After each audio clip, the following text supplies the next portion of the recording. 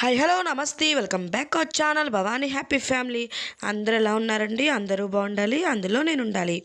So అందరూ బాగుండాలని భగవంతుని మనస్ఫూర్తిగా కోరుకుంటున్నాను. సో వీడియో ఏంటి అనుకుంటున్నారా? బ్రెడ్ గుడ్డు మీకు చూడగానే అర్థమైపోతూ ఉంటుంది. సో ఎంతో హెల్దీ అయిన అండ్ టేస్టీ అయిన బ్రెడ్ ఆమ్లెట్ అయితే ఇవాళ మనం చేసుకుని చూసేద్దాం, తినేద్దాం సారీ.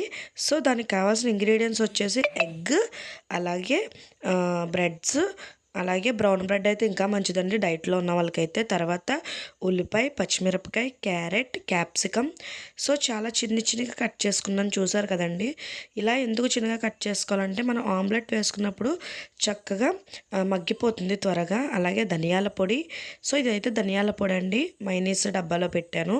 తర్వాత పసుపు, సో టమాటా ముక్కలు, అలాగే కొంచెం చాట్ మసాలా, ఉప్పు, కారం, అలాగే బటర్.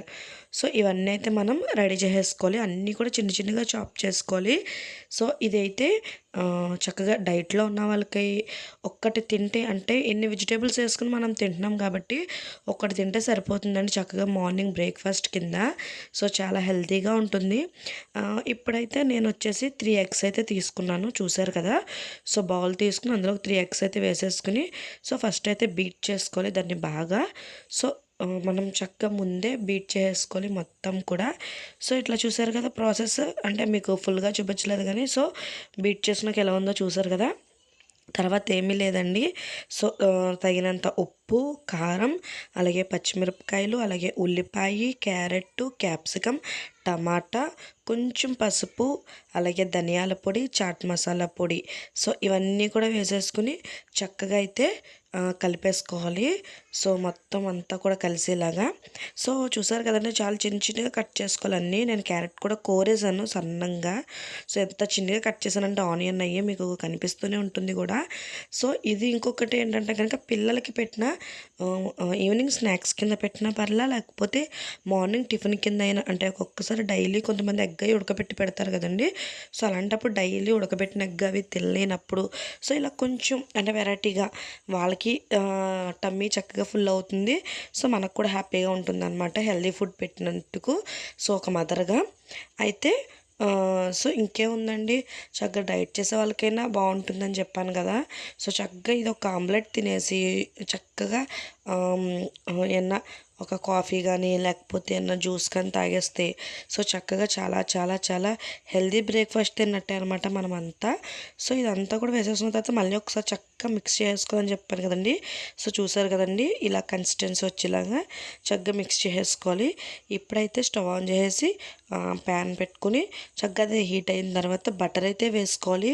చక్కగా బటర్ వేసుకున్న తర్వాత మనం బటర్ని అయితే చక్కగా మెల్ట్ అవనివ్వండి.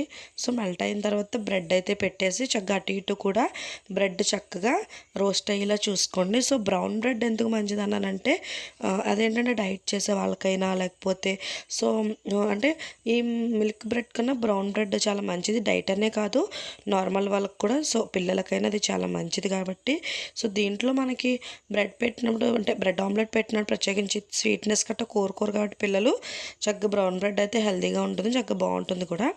సో చక్కగా బటర్ చక్కగా బ్రెడ్లకు అలా పట్టిలాగా సో ఒక 3 బ్రెడ్లు అయితే నేను పెట్టుకున్నానండి. చక్కగా ఈవెన్గా చూసారా ఎంత బాగా రోస్ట్ అయినాయో. సో అలా రోస్ట్ అయిపోయిన తర్వాత ఆ టైప్ కూడా ఒకసారి టర్న్ చేసుకుని సో అటు కూడా చక్కగా లైట్గా చక్కగా చేసుకుంటే సరిపోతుంది అనమాట. సో అటు కూడా అయితే అయిపోయింది. సో ప్లేట్లోకి అయితే తీసేసుకుందాం. తర్వాత ఇప్పుడేముందండి ఇంకా మనకి సో అది ఉంది కాబట్టి మనం మిక్స్ చేసుకున్న ఎగ్ అయితే ఏదైతే ఉందో మిక్స్, సో దాన్ని అయితే మనం చక్కగా, నేను గుండెగరిట ఎందుకు పెట్టానంటే మొత్తం పాకిపోకుండా ఉండడానికి చక్కగా ఒక దుక్కునే పడుతుంది అని అట్లా పెట్టుకున్నాను.